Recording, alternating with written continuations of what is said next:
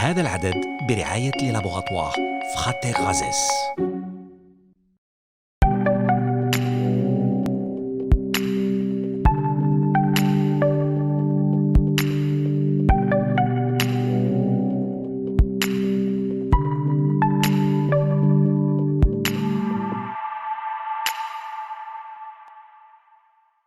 Salam, nous avons déjà abordé la dernière fois le sujet des biosimilaires et nous les avons définis, comme leur nom l'indique, comme des similaires aux médicaments biologiques de référence. Dans le numéro d'aujourd'hui de Healthy Healthy, nous allons focaliser sur la pratique, notamment les aspects d'interchangeabilité et de substitution. Les spécialistes préfèrent parler de rationalité de l'interchangeabilité basée sur des évidences scientifiques et des expériences cliniques. ناقشنا مؤخرا موضوع البدائل الحيوية. اليوم نركز على الممارسة في المستشفيات، على وجه الخصوص جوانب التبادل والاستبدال. الخبراء يفضلوا التحدث عن عقلانية القابلية للتبادل بناء على الأدلة العلمية والخبرة في العلاج. مرحبا بكم في Healthy Healthy.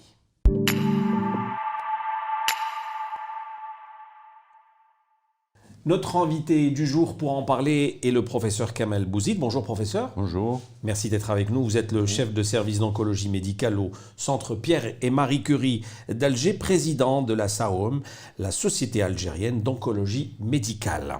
Alors, en pratique, que pouvez-vous nous dire, professeur, à propos des médicaments biosimilaires? Et dans un premier temps, je vous demanderai de nous les décrire à votre manière. يعني عرفنا بهاد الأدوية الحيوية.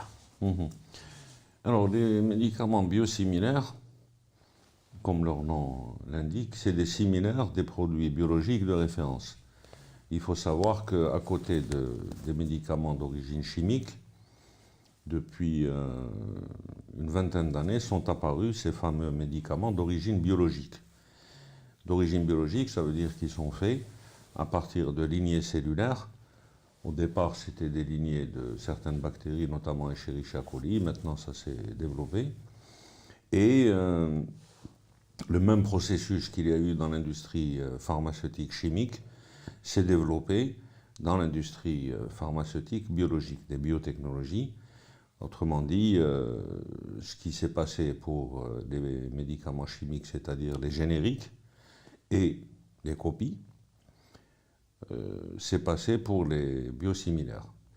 En Algérie, on utilise ces biosimilaires maintenant depuis 5 ou 6 ans, notamment dans certains cancers, notamment dans certaines maladies rhumatologiques, certaines maladies hépatiques, et l'utilisation qui a été faite est partie d'un principe de précaution, c'était d'utiliser ces biosimilaires chez les nouveaux patients et de garder le produit biologique de référence chez les anciens.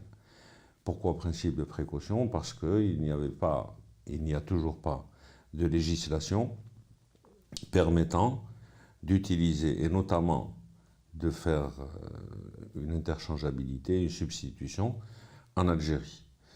Beaucoup de pays ont introduit cette réglementation, notamment donc, les États-Unis, l'Europe, la Jordanie. La Jordanie qui est une référence puisqu'ils ont une industrie pharmaceutique très puissante.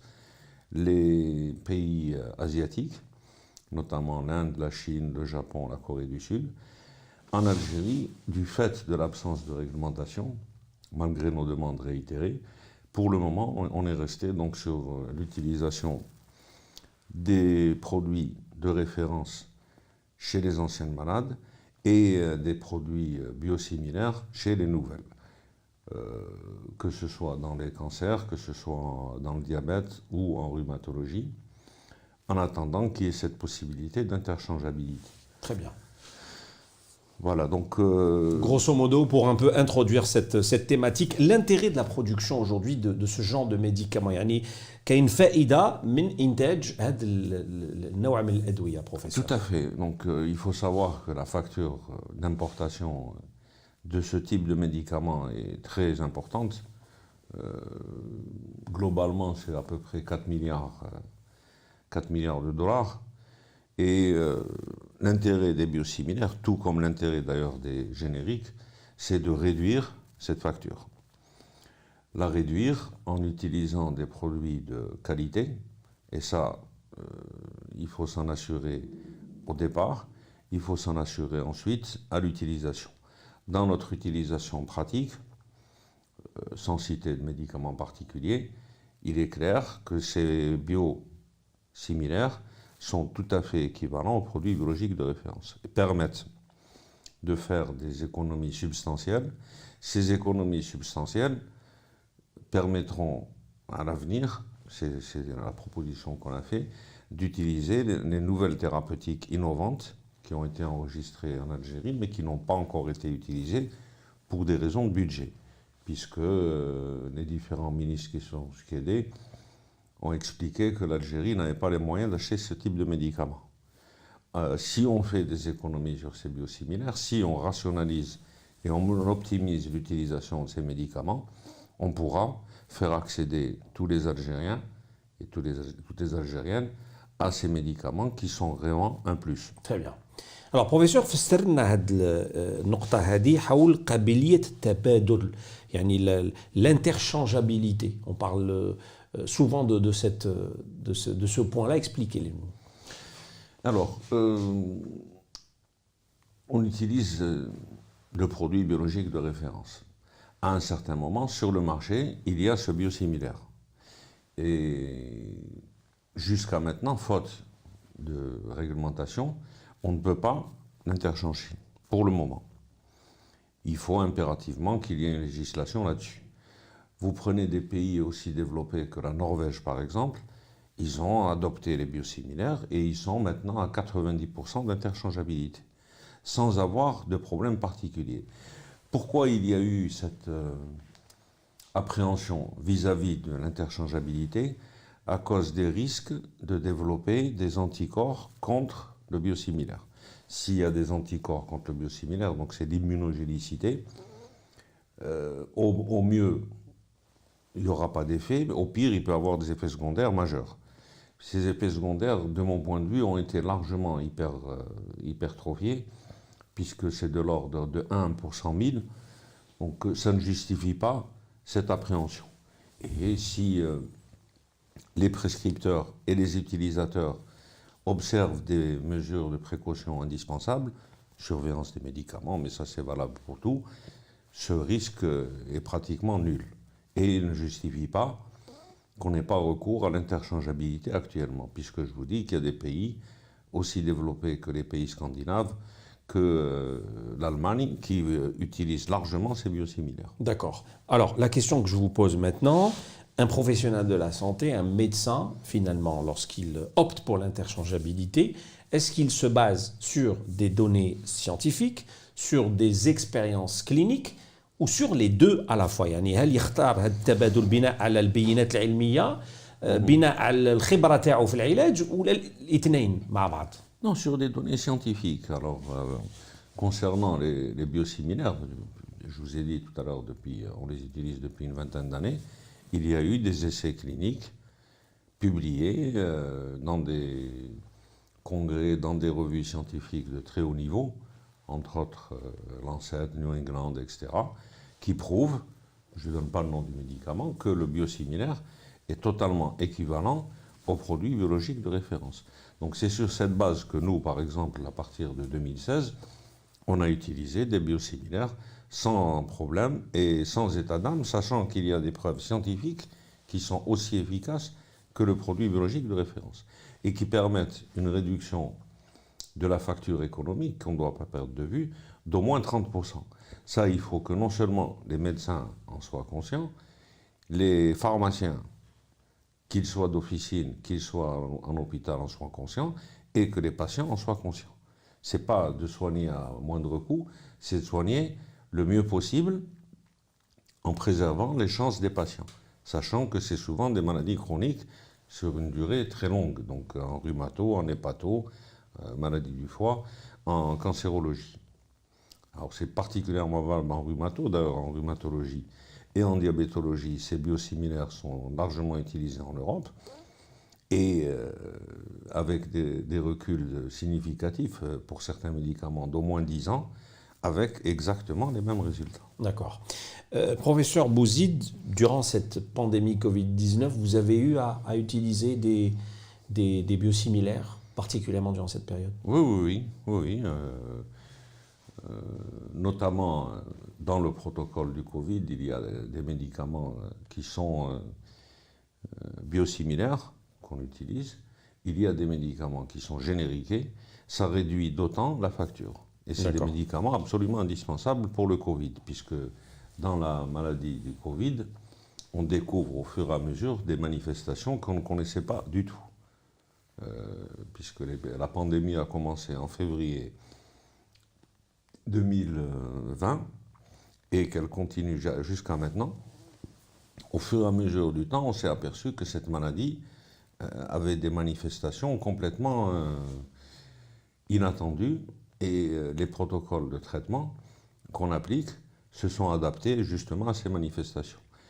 Sachant que les statistiques qui sont régulièrement publiées par le ministère de la Santé parlent du nombre de sujets atteints, du nombre de sujets décédés, Dieu merci, ils sont en baisse très sensible, et du nombre de personnes guéries.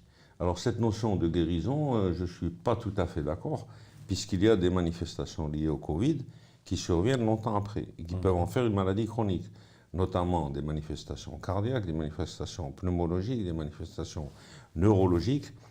Donc il faut être très vigilant de ce côté, et puis ne pas rassurer faussement la population. Quand on leur dit qu'ils sont guéris, la vigilance baisse la garde. Or, on s'aperçoit maintenant que cette maladie a plusieurs facettes et qu'elle peut avoir des manifestations longtemps après la première infection. Alors, sur le plan réglementaire, toujours, est-ce que vous pensez qu'il y aura du nouveau prochainement, vu que de pareilles expériences ont été accomplies et réussies dans d'autres pays? Vous en avez cité tout à l'heure plein. Oui, justement, on va profiter. Vous savez qu'il y a eu un vide en matière d'enregistrement de médicaments depuis maintenant une dizaine d'années pour des raisons que je ne m'explique pas. Le nouveau ministère de l'Industrie pharmaceutique est en train, c'est ce que j'ai appris il y a une semaine, voire 10 jours, est en train de faire le maximum pour pallier à ce déficit d'enregistrement de nouveaux médicaments et justement pour adopter une réglementation permettant l'utilisation larga manu des biosimilaires et des génériques. Alors, professeur, on vient d'aborder donc l'aspect réglementaire et vous dites effectivement qu'on risque d'avoir du changement très prochainement, on l'espère du moins. Qu'en est-il de l'aspect remboursement? Parce qu'aujourd'hui, un malade se pose la question, est-ce que ces médicaments sont remboursés par la sécurité sociale? Le problème ne s'est pas posé pour le générique, on se rappelle, puisque la sécurité sociale elle-même avait encouragé ce type de médicaments. Est-ce que c'est exactement le cas pour les biosimilaires? Ça va être le cas. La Caisse de sécurité sociale a introduit à juste titre le remboursement sur le prix public de référence, le fameux PPR. Pour les biosimilaires, c'est un plus majeur et la Caisse de sécurité sociale, les caisses de sécurité sociale vont rembourser sur le biosimilaire au prix public de référence. Donc il y a l'impact sur l'efficacité et la sécurité de ces médicaments que j'ai déjà expliqué, et l'impact sur la facture d'importation, sur le remboursement. De plus, il y a un impact indirect sur la production nationale. Ça permet donc de développer la production nationale, de créer des emplois, ce qui n'est pas négligeable dans un pays comme le nôtre, et à terme... Un transfert de technologie. Absolument, absolument. Puisque c'est une technologie relativement récente, et de ce côté, on peut parfaitement bénéficier des avancées impressionnantes qu'ont les pays asiatiques, notamment d'ailleurs la Corée du Sud, qui est un leader en matière de biotechnologie, comme elle est leader dans d'autres domaines, et on peut parfaitement bénéficier de ce transfert de technologie, favorisant la production nationale et, je vous ai dit, l'utilisation en Algérie, et puis l'exportation. Alors, je vous pose cette question de remboursement, parce que bon, Vous avez parlé tout à l'heure effectivement de cette nécessité de rationaliser les dépenses du pharma, de la santé en Algérie, mais on se met à la place du citoyen lambda. Alors il ne faut pas se voiler la face. Aujourd'hui, énormément de citoyens, quand ils vont chez le médecin, qu'est-ce qu'ils disent? Ils disent « Attendez, doit les ça ». C'est vraiment le... Oui, oui. Donc si aujourd'hui la politique des autorités ne va pas vers le remboursement du biosimilaire, on risque d'avoir un problème. Non, on va obligatoirement aller vers le remboursement des médicaments aussi efficaces et aussi moins toxiques. Elle va aller vers les médicaments les moins chers, pour des raisons évidentes qui touchent à la poche du citoyen lui-même et puis aux caisses de sécurité sociale. D'accord. Et est-ce qu'à votre avis, aujourd'hui, on parle suffisamment de ce type de nouveaux médicaments? Je mets nouveau entre parenthèses, peut-être pour nous, mais pour d'autres pays, c'est déjà... Il faut en parler plus pour convaincre les patients de manière générale, les médecins, et puis je répète surtout les pharmaciens. Parce que les pharmaciens jouent un rôle important dans l'interchangeabilité et la substitution. Puisque en France, par exemple, ils ont le pouvoir de substituer, d'interchanger sur la prescription du médecin. Le pharmacien a le pouvoir de substituer un biosimilaire à un produit biologique de référence, notamment en rhumatologie pour les médicaments utilisés en officine. Et pour l'Algérie? Pour l'Algérie, pour le moment, pas encore. Faute de réglementation, donc on l'attend. Et les pharmaciens doivent être en première ligne, qu'ils soient d'ailleurs les pharmaciens hospitaliers ou les pharmaciens d'officine, doivent être en première ligne dans cette utilisation biosimilaire, comme ils ont été en première ligne dans l'utilisation des génériques. D'accord. Un autre détail sur l'aspect pédagogique, j'ai envie de dire, الجانب البيداغوجي كيفاش الطبيب لازم يشرح للمريض تاعو ما كانش خطر عندما يعني نستعملوا هذا le type de médicament. Il faut que le médecin soit convaincu, le médecin et le pharmacien. D'abord. Il faut d'abord qu'il soit convaincu lui-même. Et donc l'effort que doivent faire notamment les producteurs nationaux, c'est vis-à-vis des médecins et des pharmaciens. Pour que ces médecins et ces pharmaciens puissent prêcher la bonne parole et puissent dire, parce qu'il y a tout un aspect psychologique lié aux médicaments. L'exemple le plus célèbre, je ne vais pas citer le médicament, c'est la boîte verte ou Douali Feshfesh. Pour une vieille dame qui a 70 ans ou 75 ans, il n'y a pas d'autre médicament que celui-là. C'est comme à l'époque, quand on vendait l'Aspro, ce qui est une hérésie, l'Aspro, le nom commercial, dans les épiceries. On le vendait à l'unité. Donc, ou là, comme disaient les anciens, le quina, la fameuse quina qui est la quinine, qu'on utilisait l'argamanu dans les années 50 quand il y avait le paludisme en Algérie. Donc c'est tout cet aspect pédagogique qui fait que les médecins et les pharmaciens soient convaincus de l'intérêt pour leurs patients et pour l'économie du pays. Alors, quel est votre recul maintenant, professeur, avec l'utilisation des produits pharmaceutiques fabriqués localement, notamment en forme stérile? Bon, les formes stériles sont les formes injectables et quand on parlait de production nationale, on parlait surtout de formes sèches, donc comprimés, capsules, gélules, etc. Les formes dites stériles, donc injectables, c'est relativement nouveau, ça date d'une dizaine d'années. Leur utilisation pour certains médicaments se fait maintenant largement, que ce soit des formes liées à l'industrie chimique, que ce soit des formes liées à l'industrie biologique. Et on a eu entière satisfaction avec ces médicaments de la production nationale, aussi bien d'ailleurs en Algérie qu'à l'exportation. Et on est très très fiers du fait que c'est des médicaments fabriqués en Algérie qu'on utilise pour nos patients algériens. Parfait. On passe aux questions du grand public. Il y en a quelques-unes. Professeur, y a-t-il des biosimilaires qui sont fabriqués en Algérie? Oui, à l'heure actuelle. Bon, je ne donnerai pas le détail pour des raisons évidentes, mais depuis déjà quelques années, il y a des biosimilaires fabriqués en Algérie, qui sont utilisés en Algérie et qui ont exactement le même effet que les médicaments de référence. D'accord. Et il faut savoir, donc, sans avoir de complexe particulier, que l'industrie du médicament s'est complètement réorientée. Ça, on l'a su à la suite de la crise du Covid. s'est complètement réorienté sur les pays émergents comme la Chine et l'Inde. Je veux dire que les matières premières utilisées pour les médicaments, soi-disant français, ils viennent à 90% de l'Inde et de la Chine. Donc quand on nous dit le médicament doigt à France, pour paraphraser mes compatriotes, ou la doigt à France, c'est le doigt à les multinationales, c'est le monde, il y a la mondialisation qui est intervenue. Et qui peuvent le fabriquer n'importe où. Bien sûr, bien sûr. Alors, la source principale des matières premières, c'est les pays asiatiques. D'accord. Alors, tout le monde vous connaît, vous êtes célèbre professeur, c'est un secret pour personne. Et il y a un téléspectateur qui vous pose carrément la question personnelle. Avez-vous eu à utiliser personnellement des médicaments biosimilaires et en êtes-vous satisfait? Voilà, il va plus loin. Oui, oui, que ce soit pour moi-même, puisque dans votre service, il m'arrive d'être malade. Je parle de moi. Ah, vous parlez de votre propre personne? De ma propre personne, de ma famille, de mes enfants, et puis évidemment de mes patients, que j'ai utilisé ces biosimilaires sans absolument aucun état d'âme et avec les mêmes résultats que les produits de référence. D'accord. Dernière question, à quand remonte l'utilisation du premier biosimilaire en Europe et est-elle assez répandue? On parle du vieux continent. Hein.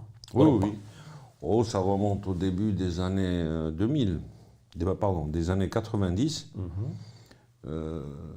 notamment pour certains médicaments qu'on utilise en rhumatologie, en diabète. Bon, l'exemple le plus clair, c'est celui des facteurs de croissance, c'est celui de l'insuline, c'est celui de certains médicaments utilisés en rhumatologie, et ils sont largement utilisés actuellement en Europe. Très bien. Merci beaucoup, professeur Kamal Bouzid, d'avoir accepté notre invitation et d'avoir répondu à nos questions. Je rappelle, vous êtes chef de service d'oncologie médicale au CPMC Centre Pierre et Marie Curie d'Alger et président de la Société algérienne d'oncologie médicale. C'est un plaisir de vous recevoir, comme à chaque fois. Merci, Cheikh Ahmed. Merci beaucoup. شكرا لكم على متابعة برنامجنا. نأمل أن يكون هذا العرض قد ساعدكم في فهم الأدوية الحيوية بشكل أفضل. سلام. À très bientôt.